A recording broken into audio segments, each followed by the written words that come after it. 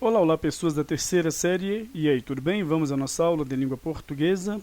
Sou o professor Wesley e estamos estudando em literatura o pós-modernismo, certo? Bom, vamos responder a duas questões aqui no exercício e depois vamos voltar à conceituação do pós-modernismo, certo? Então vamos lá, temos aqui, sobre o pós-modernismo é correto afirmar exceto. Então, exceto. O pós-modernismo é um nome dado às mudanças ocorridas na ciência, nas artes e nas sociedades desde 1950? Sim, né? Na verdade, a partir de 1945, mas sim, envolve então, né, as mudanças que ocorreram desde 1950. E muitos até dizem que esta era não acabou, né? Que vem se estendendo até hoje. Mas, em si, nós temos aqui realmente uma mudança, né, que houve então em vários campos, né, a partir de 1950 e que faz parte realmente, né, das características do pós-modernismo, ou seja, essa daqui não é a que nós queremos, né? O pós-modernismo é um termo de periodização artística e literária que se refere ao que vem depois do modernismo, abrangendo suas três fases. Primeiro, o modernismo dos anos 20, vem depois do modernismo, modernismo dos anos 30 a 45 e modernismo canônico de meados dos anos 40 e 60. Bom, está correto isso aqui também, né? Nós temos aqui a divisão em si, vamos dizer, que foi estabelecida, apesar de que é difícil de exatamente dizer, né? Quando termina, quando começa uma fase, né? E no caso quando termina e começa uma outra fase, mas em si foi esta a divisão, né? Nós temos aqui o primeiro modernismo nos anos 20, na Semana da Arte Moderna, né?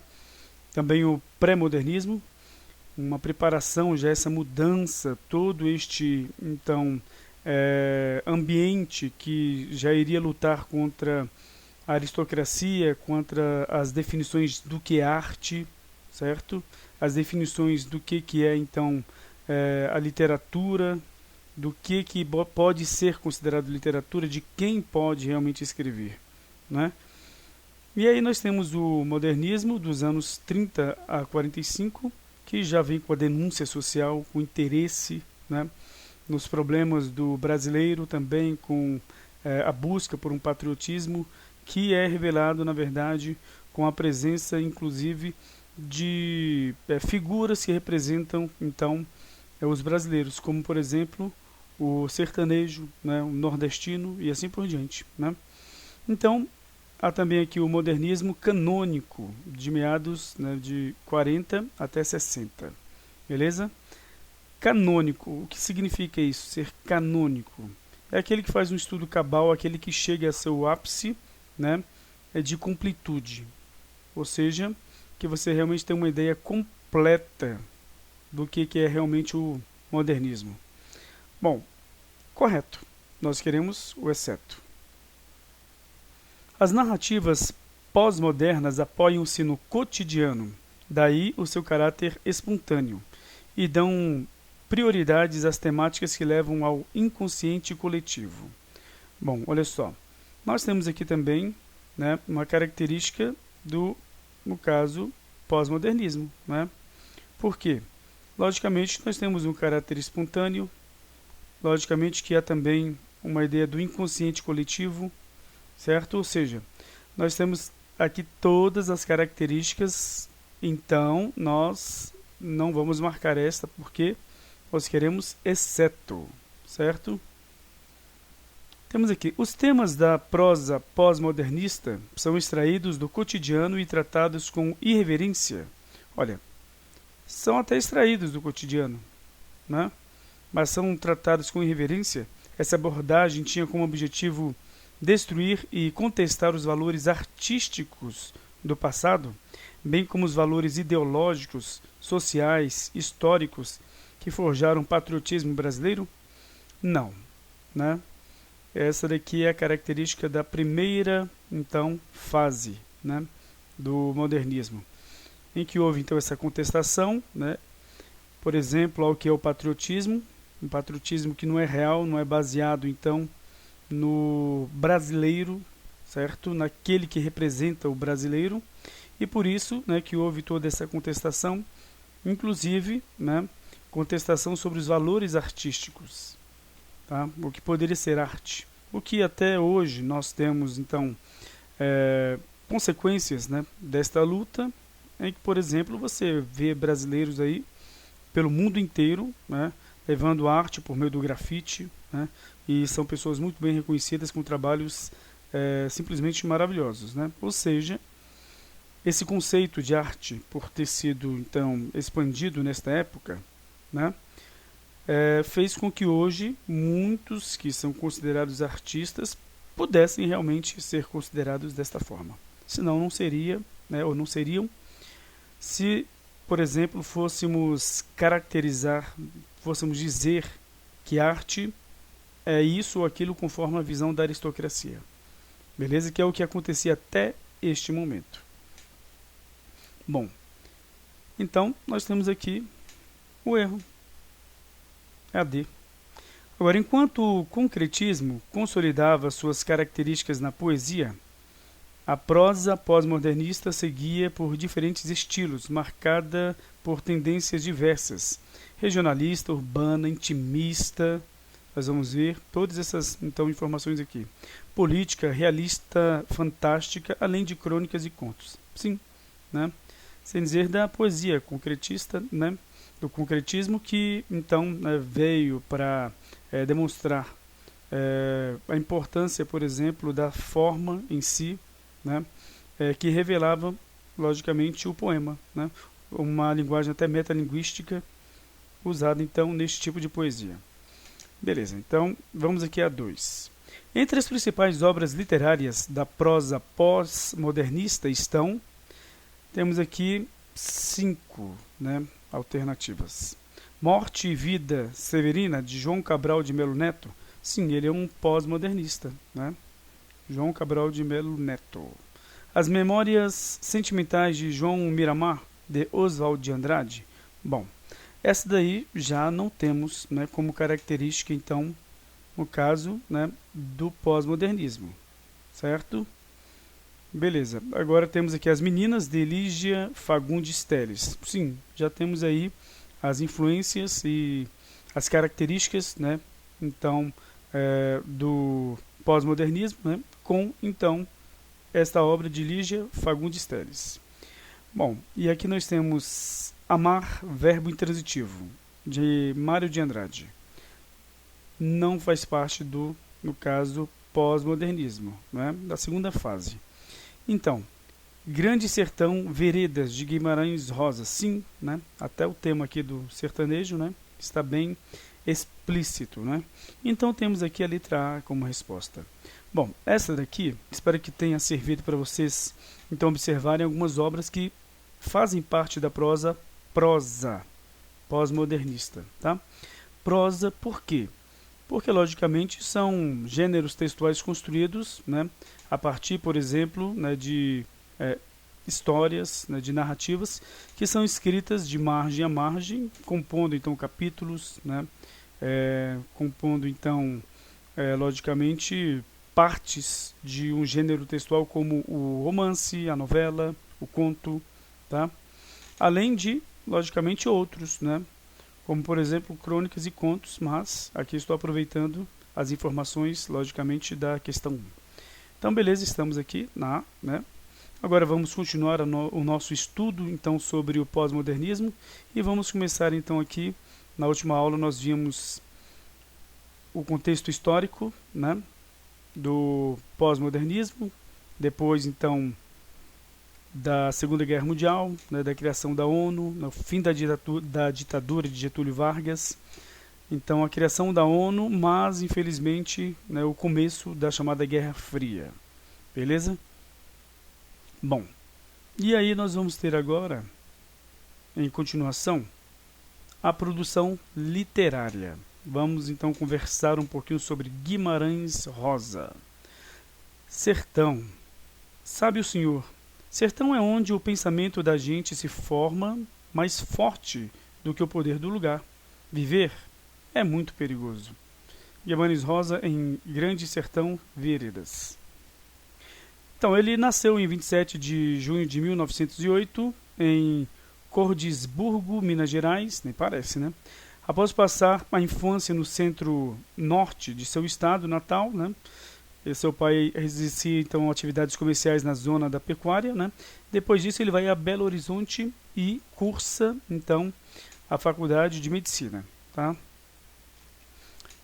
Então ele graduado começa a trabalhar em várias cidades, né, do interior mineiro e sempre demonstrando profundo interesse, pela natureza, bichos, plantas, pelos sertanejos, né, pelo estudo de língua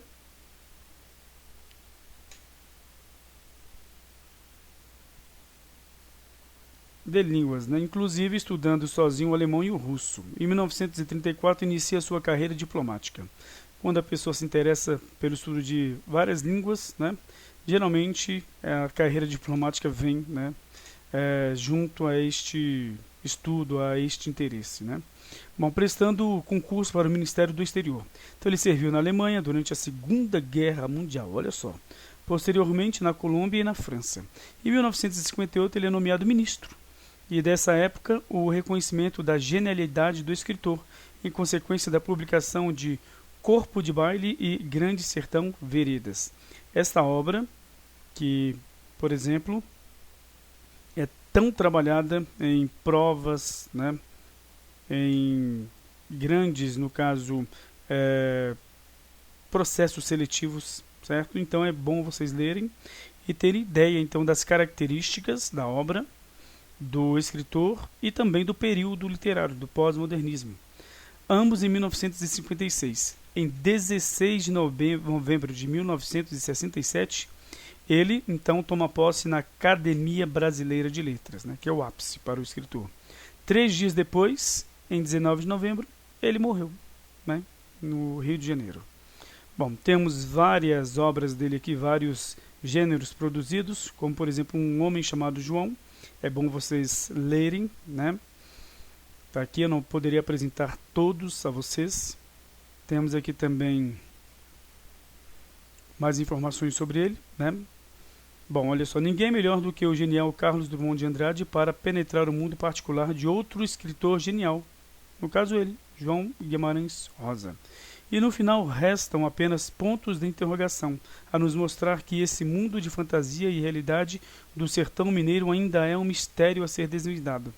O sertão místico, a recriação da fala do sertanejo, o poder de descobrir a quinta face, o narrar o inenarrável, o responder, perguntar levando à reflexão, o pacto com o diabo, esse o mistério de Guimarães Rosa.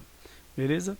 Então nós temos aqui, logicamente, né, várias informações sobre então como é que era a escrita dele, né? Mística, uma escrita que era de difícil, então, síntese. Por quê? Porque ele justamente não buscava um tema para as suas obras, né? E sim buscar explorar aquilo que muitas vezes é incompreensível, né? Publicando seu primeiro livro, Sagarana, em 1946, um ano após a guerra, né, de Getúlio Vargas e o início de produções da chamada geração de 45, Guimarães Rosa, né, apontaria novos rumos para a literatura brasileira, passada a fase primeira do modernismo, né, e já vivia a experiência da prosa regionalista da década de 30. Os contos de Sagarana abririam uma nova perspectiva para o regionalismo. Ou seja, nós temos aqui então, né, uma passagem então de um estilo para o outro, né, e abrindo-se logicamente um novo estilo, né, por meio desta obra de Guimarães Rosa. A princípio percebe-se uma revalorização da linguagem, a seguir a universalização do regional, certo? Então a valorização do brasileiro.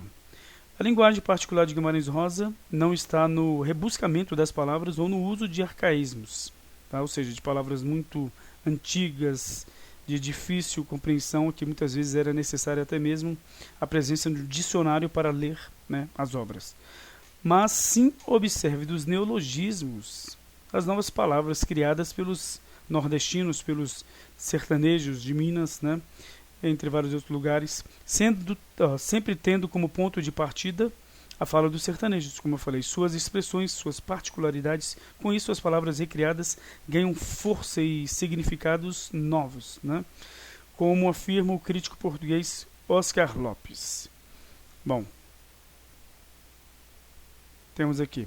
As metáforas de Guimarães Rosa são tantas e tão originais que produzem um efeito poético radical, o efeito de ressaca do significado novo sobre o significado corrente. A gente lê, por exemplo, que o sabiá veio molhar o bico no pulso, que é bom ressoador, e não fica apenas com uma admirável evocação acústica.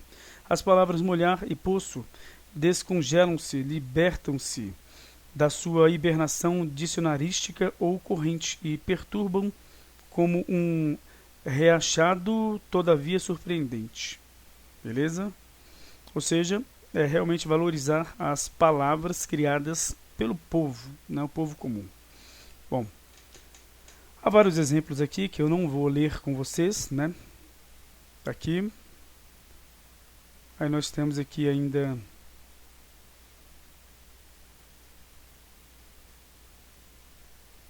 mais informações sobre ele, beleza?